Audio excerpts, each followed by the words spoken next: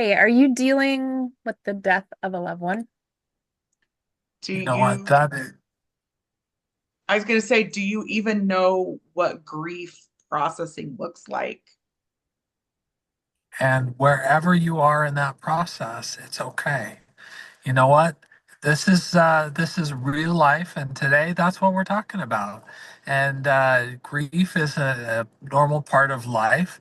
Guys, I'm Jared Jarvis. If you've been here before, you know that I'm here with two of my absolute favorite people, Renee Broma and Leanne Mason. And with some current recent events going on in each of our lives, we kind of figured that it was a good day to be real, to kind of talk about what we're feeling and face some of these things together. So, this was inspired a little bit by news today that one of my childhood crushes, Val Kilmer, passed away, right? Didn't know him, just had a huge crush on him growing up, loved his movies, and thinking about how that's like his life impacted me. Didn't know him, it's okay.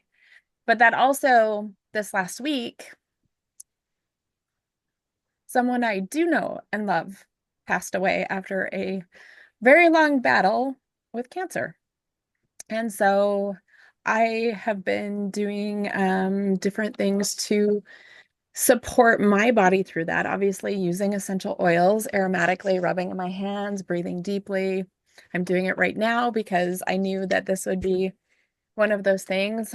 Also, like, she was so strong and never lost her faith. And so I've been having some pretty good arguments with God because I'm a little mad that he took her away. She was young, just in her 30s, had a sweet toddler, you know?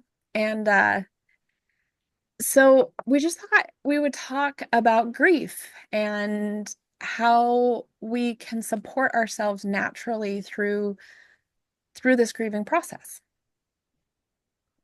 So, emotions are different for everyone. We each can have those emotions that show up really strong.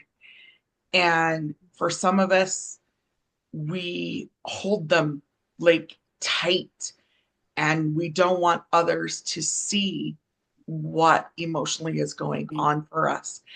And we don't recognize the fact that that actually is harmful for us. So if you don't like showing emotion, find a safe space for you to feel and express those emotions. Expressing our emotions in a safe way is healthy for us physically, mentally, spiritually, and obviously emotionally. And And that safe way doesn't have to be quiet. It can be loud. It can be physically, I don't know. I want to say violent, but what I mean by that is like throwing stuff, like pillows, not like so that was one of the techniques I was going to bring up is we've always taught our children that it's safe to go and yell. It is safe to go yell at a tree. A tree can take it. It's safe to yell into a pillow if you don't want people to hear it. It's safe to go into a vehicle that's turned off and in a safe space in the garage because it's a sound barrier, right? And just scream. Let those emotions out. One of our favorite things is I have silicone trays and we freeze water. yeah. And then you're able to just huck that and just let it shatter. It is very therapeutic. It is very healthy. And in our home, um, I often make grief rollers. But if you don't have access to the grief roller, using forgive and where is it? The console. So the green and the purple together, forgive and console. And then layering that, we've talked about that before, with lime is super, super helpful on many levels in dealing with grief. Rone, what are some of your go-tos? Lime for sure. Lime is the oil uh of oh my gosh. Zest of life. Thank you. Zest of life. It helps to dispel apathy and grief. Like I it so lime and then bergamot. because bergamot is the oil of self-acceptance. And so often with grief, there's that survivor's guilt or, yeah, any sort of guilt. So bergamot is one of those that I just absolutely love. Forgive, of course. Uh, Console is not always my jam, but what's funny is when I need it, I can't smell the patchouli that's in it. Other than that, I smell the patchouli. But when I really, really need it, I don't smell it, which is really unique. And then peace. Peace is such a beautiful blend to help just calm that mind chatter to help. And then, of course, my absolute go-to is citrus bliss for uplifting and bringing me out of my sadness and sorrow. Now, Jared? I was going to say, there's two others that often many of my clients will test for as well.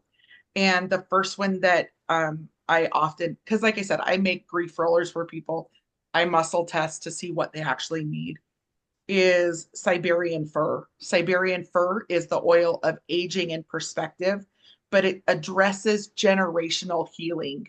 So often, if you lose a parent, a child, someone close in your family line, that fir can help heal and give some perspective.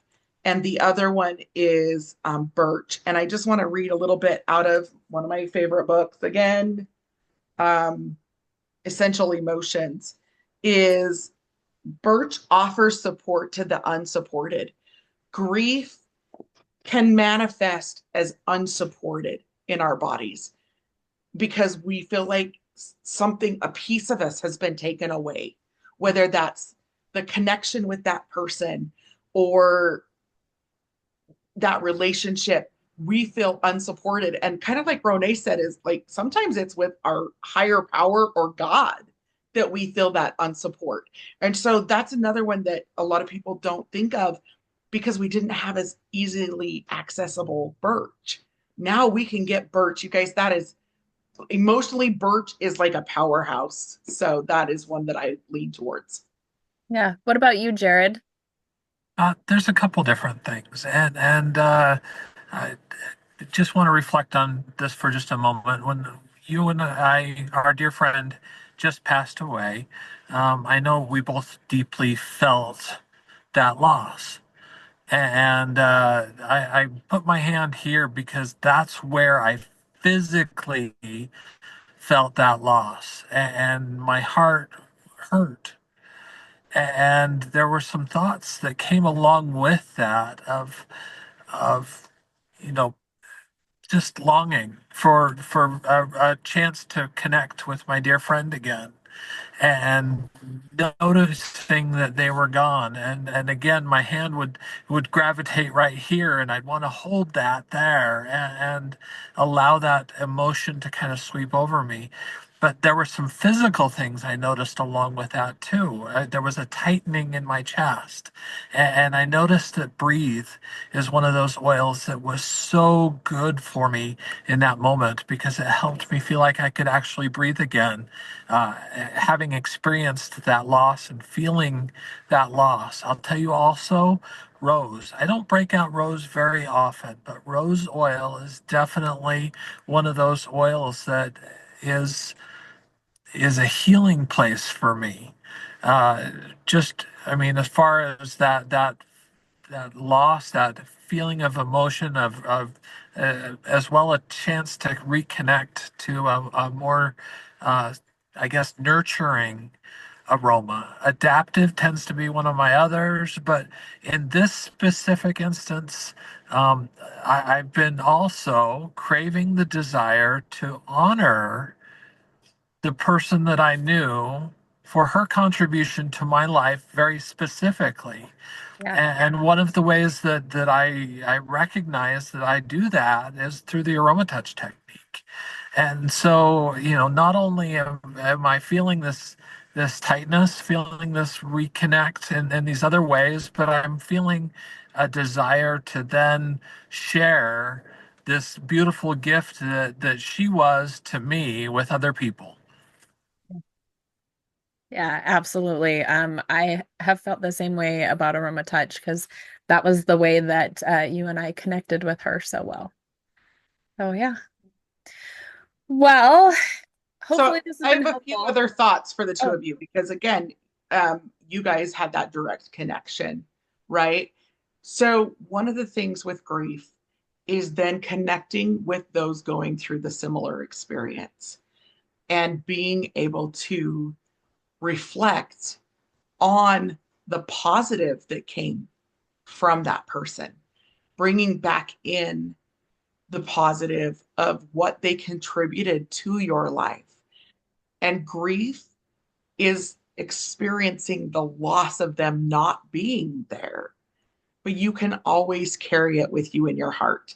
And so, one of the things as you are experiencing grief, picking that oil, bringing both hands to your heart and holding that space for that person and expressing gratitude, whether it is out loud or just in your heart, and just expressing for the person that you are grieving. Know that grief is not linear. Like it can come up at any time, a thought or a song that can come on that makes you miss that person. But if you can just take that moment to be in that emotion and then just give gratitude, I am grateful, and then just express what that is, that then allows the emotions to flow and for your body to process those emotions. So, if you need additional support processing those emotions, please reach out. Both Renee and I are emotion code practitioners and can help in releasing of those negative and faulty programs. Our emotions, good and bad emotions, can affect us in ways we don't understand. So, finding someone who can help you through that can be key. So, give a little extra time if either one of you need a little extra support. I'm always here for you. I will drop a link to our upcoming class. Our next class is on Thursday next week, and it's supporting our emotions, where we will give you even more tools to help you support the emotions that you are going through from grief to joy. Um, we want to support your emotions in being able to process them in a healthy way and also give you some tools to help start teaching your children, teaching our kids young how to process and that emotions are safe, emotions are here to help us is key. absolutely. We will see you guys next week. Thanks.